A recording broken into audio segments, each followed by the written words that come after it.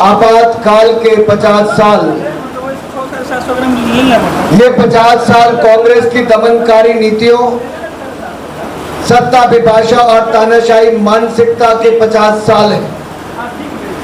आपातकाल लगाकर भारतीय लोकतंत्र के ऊपर कभी ना मिटने वाला धब्बा ये कांग्रेस ने लगाया और जिन लोगों ने उस समय यातनाएं झेली है वो आज भी यही कहेंगे, चाहे 50 साल आपातकाल के हो गए हो, लेकिन अन्याय, अत्याचार और तानाशाही ये अभी भी लोगों के दिलो दिमाग पर उतनी ही ताजा है।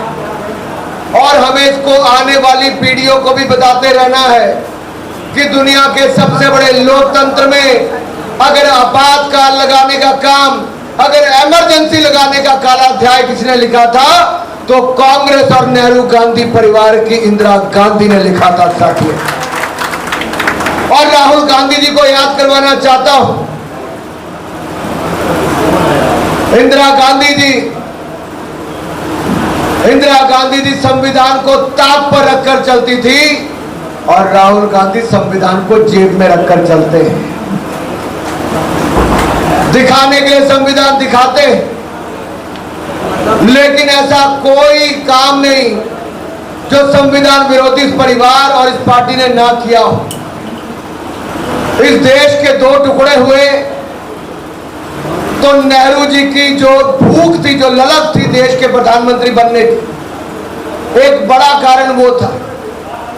लेकिन प्रधानमंत्री बनने के बाद संविधान में संशोधन करने का काम, सबसे पहला काम अगर पंडित नेहरू ने कोई किया तो अभिव्यक्ति की आजादी को कुचलने का किया था। ये मीडिया के मित्रों पर एक लेख क्या लिख दिया ऑर्गेनाइजर में, कानून में संशोधन कर दिया, संविधान में बदलाव लाने का प्रयास किया। ये तो सुप्रीम कोर्ट ने लताड़ लगाई, तब जाकर वो रुका। और यहीं पे वो रुके नहीं। जब संविधान सभा बनी थी तो संविधान सभा में अंबेडकर जी सदस्य ना बने, क्योंकि डॉक्टर भीमराव रामजी अंबेडकर एक दलित परिवार से आते हैं और पंडित नेहरू नहीं चाहते थे कि दलित परिवार का व्यक्ति संविधान सभा का सदस्य बने। उनको रोका गया, लेकिन पुणे से जब उनके लिए जयशंकर जी ने सीट खाली की तब जाकर वो सदस्य बनकर आए। लेकिन तब भी पंडित नेहरू को हजम नहीं हुआ। डॉक्टर भीमराव अंबेडकर ने संविधान बनाकर दे दिया। पहला संशोधन तो उन्होंने किया ही, लेकिन वो इस ताक में थे कि अंबेडकर चुनाव लड़े तो उनको हराया जाए। और उनके ही सहयोगी को अंबेडकर जी के खिलाफ चुनाव लड़ने पर पंडित नेहरू ने प्रेरित किया, प्रायोजित किया, प्रचार प्रसार किया और अंत में प्रहार लगाकर अंबेडकर जी को चुनाव हराने का काम भी पंडित नेहरू और कांग्रेस पार्टी ने किया। लेकिन यहीं पे बात रुकी नहीं।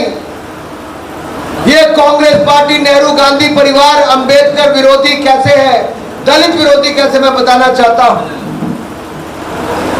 इसके बाद जब इंदिरा जी का समय आया,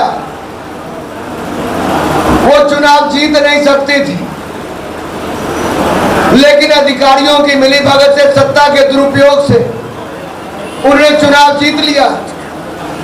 लेकिन एक चुनाव पिटीशन जब कोर्ट में लगाई गई और कोर्ट ने जब उसको सुनते हुए देखा कि इंदिरा जी के चुनाव में किस तरह से सत्ता का दखलंदाजी हुई, सरकारी मशीनरी का प्रयोग हुआ, सब तथ्यों को जान के इंदिरा जी के चुनाव को रद्द किया गया। अब चुनाव जब रद्द हुआ तो इंदिरा जी को इस्तीफा देना पड़ना था। 6 साल तक वो चुनाव नहीं लड़ सकती थी। उनको पता था अगर वो 6 साल तक चुनाव नहीं लड़ती तो नेहरू गांधी परिवार ने, जिसने देश का विभाजन करवा दिया अपनी सत्ता के लिए, उस परिवार के पास सत्ता संभालने वाला कोई नहीं बचता। उन्होंने कुछ दिनों के अंदर ही संविधान में एक नहीं लगातार झड़ी लगा दी संशोधन करने की। 38वें संशोधन, 39वां, 40वां, 41वां, 42वां, एक तरह से बाबा साहब अंबेडकर के संविधान के प्राण ही निकाल कर रख दिए। केवल सत्ता में रहने की भूख इंदिरा गांधी जी की इस कदर तक उतर गई कि रातों रात जो कभी पार्लियामेंट से पास करवाना था कि आपातकाल लगे, वो भी नहीं करवाया, संशोधन करवाया। राष्ट्रपति से मंजूरी लेकर 25 जून की रात को रात के 12 बजे, आज से ठीक 50 साल पहले इस देश में आपातकाल लगाने का काम किसने किया? तो एक काला धब्बा, काला अध्याय श्रीमती इंदिरा गांधी ने किया है। देश कभी उनको माफ नहीं कर सकता मेरे साथियों। आज इसीलिए हम इकट्ठे हुए हैं। ये बात यहां पे रुकी नहीं थी। 1975 से पहले 74 में पूरे देश में कांग्रेस की हालत थी, महंगाई बढ़ रही थी, अराजकता बढ़ रही थी, कांग्रेस के खिलाफ वातावरण बन रहा था। और इसी बिहार की भूमि से आने वाले हमारे जॉर्ज फर्नांडिस जी ने रेलवे के एक इस तरह का आंदोलन चलाया जिसमें पूरे देश भर में वातावरण खड़ा हो गया। और ऐसा ही गुजरात में जब आंदोलन चला तो उस आंदोलन के कारण पूरे गुजरात में चिमनजी भाई की सरकार हिलनी शुरू हो गई। 75 के दशक में गुजरात की कांग्रेस की सरकार चुनाव हार गई, साथ ही साथ इंदिरा गांधी केस हार गई। तो अपने आप में एक तरीका निकाला कि कैसे सत्ता में रहने के लिए आपातकाल लगाया जाए। केवल यहीं पे रुके नहीं, वो लोगों को उठाकर विपक्ष के नेताओं ने जिन्होंने आवाज उठाई, जेलों में भरना शुरू कर दिया। हिंदुस्तान की जेलें कम पड़ गई। 1,40,000 से ज्यादा विपक्ष के नेताओं को जेल में डाल दिया गया, हजारों पत्रकारों को जेल में डाल दिया गया। और ये शुरुआत 25 तारीख की रात से हुई थी। आपातकाल की घोषणा से पहले पूरे देश की अखबारों को बंद कर दिया गया था। उसके बाद जो सरकार के खिलाफ कोई लिखता था उनको जेल में डाल दिया जाता था, जो आवाज उठाता था वो जेल में था। बाकी इंदिरा जी के सुपुत्र संजय गांधी जी उस समय नसबंदी का दौर चला रहे थे। खेतों से पकड़ के, सड़कों से पकड़ के, घर से पकड़ के लोगों की नसबंदी की जा रही थी। अगर कोई अपनी आवाज उठाता था तो उसको मारने पीटने का काम किया जाता था। दिल्ली में गरीब जनता ने जब अपने घरों पे चल रहे बुलडोजर के खिलाफ आवाज उठाई तो उनकी छाती पर गोली चलाने का निर्देश किसी और ने नहीं, सोनिया गांधी और संजय गांधी ने, सोनिया नहीं, इंदिरा गांधी और संजय गांधी जी ने दिया था। एक ऐसी कांग्रेस पार्टी थी, देश में नारा तो गरीबी हटाओ का लगाती थी, लेकिन गरीबों को मिटाने का पूरा काम करती थी। एक भी काम कांग्रेस पार्टी का ऐसा नहीं रहा जहां से गरीबों का उत्थान हुआ हो। साथियों, आप देखिए, अगर बिहार की भूमि से आवाज नहीं उठी होती तो क्या भारत का लोकतंत्र बचा होता? बचा होता क्या? जयप्रकाश नारायण जी हो, लोहिया जी हो, कर्पूरी ठाकुर जी हो, और जेपी मूवमेंट में तो केवल बिहार का युवा नहीं, पूरे देश भर के युवाओं ने जयप्रकाश जी के नेतृत्व में देश के कोने कोने में गिरफ्तारियां भी की। दिल्ली में अरुण जेटली जी युवाओं के नेता थे, उनको जेल में डाल दिया गया। राजनाथ सिंह जी को डाल दिया गया। मुरली मनोहर जोशी जी से लेकर अडवाणी जी से लेकर अटल जी को जेल में डाल दिया गया। मोदी जी भेष बदल बदल कर अलग अलग जगह पर कार्यक्रम कर रहे थे। साथियों, बुरी से बुरी बात तो यह थी कि इस इमरजेंसी के समय यहां तक किया गया कि बेंगलोर की रहने वाली गायत्री,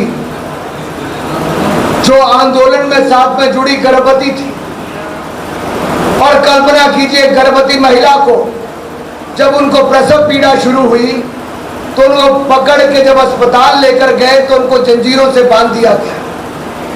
एक महिला जो बच्चे को जन्म देने की कगार पर हो, क्या उनको जंजीरों से बांधना चाहिए था क्या? अरे मैं सबकी बात सुनना चाहता हूँ। गर्भवती महिला को जंजीरों से बांधना चाहिए था क्या? क्या उनके हाथ जंजीरों से बांधने चाहिए थे? क्या उनके पांव जंजीरों से बांधने चाहिए थे? क्या उनको यातना देनी चाहिए थी? क्या इतना ही कसूर था कि एक आपातकाल में एक सरकार के खिलाफ आवाज उठाई? दूसरी तरफ प्रोफेसर ओम प्रकाश कोहली, वो दिव्यांग थे, चलना वैसा ही मुश्किल था, लेकिन उनको पकड़ के पुलिस ने इतना मारा पीटा कि चलने के लायक नहीं रहे। पूरा जीवन जब तक वो गवर्नर बने, उनकी चाल को देखिए, उनकी क्या हालत इस सरकार ने कर दी थी। क्या दिव्यांग के ऊपर इस तरह की मारपीट करनी चाहिए थी क्या? अगर आपके गांव में, आपके इलाके में किसी की मृत्यु हो तो आपकी उससे बने ना बने, लेकिन फिर भी उसके अंतिम क्षण में अंत्येष्टि के समय लकड़ी डालने जाते कि नहीं जाते। लेकिन राजनाथ सिंह जी की माता की मृत्यु हुई, वो जेल में बंद थे। इंदिरा गांधी जी ने उनको अपनी मां की मृत्यु के समय, अंत्येष्टि के समय भी नहीं जाने दिया। क्या एक बेटे से उसकी मां की अंत्येष्टि में जाने का हक छीना कि नहीं छीना? ना जाने कितनी यातनाएं कितने लोगों ने झेली। केवल एक परिवार को सत्ता में रहने के लिए देश ने कितनी बड़ी कीमत चुकाई। और वही परिवार जब सत्ता से बाहर होता है, जिसने 60 साल देश में राज किया हो, वो देश की संवैधानिक संस्थाओं पे प्रश्न चिन्ह खड़ा करते हैं। वो कभी कहते इलेक्टोरल रोल ठीक नहीं था, कभी कहते ईवीएम ठीक नहीं चलती, कभी कहते इलेक्शन कमीशन काम ठीक नहीं करता। अरे भाई राहुल गांधी, कर्नाटक का चुनाव जीतो तो ईवीएम ठीक है, तेलंगाना का चुनाव जीतो ईवीएम ठीक है, अगर तीसरे राज्य का चुनाव जीतो तो ईवीएम ठीक है, लेकिन अगर चुनाव हार जाओ तो सारा ठीकरा इलेक्शन कमीशन पर फोड़ दो। और आने वाले बिहार के चुनाव में भी कांग्रेस और आरजेडी हारने जा रही है और इलेक्शन कमीशन पर ठीकरा फोड़ने जा रही है। सब्सक्राइब करें हमारा चैनल प्रकाश न्यूज लाइव और दबाए बेल आइकन हमारे खबर सबसे पहले देखने के लिए।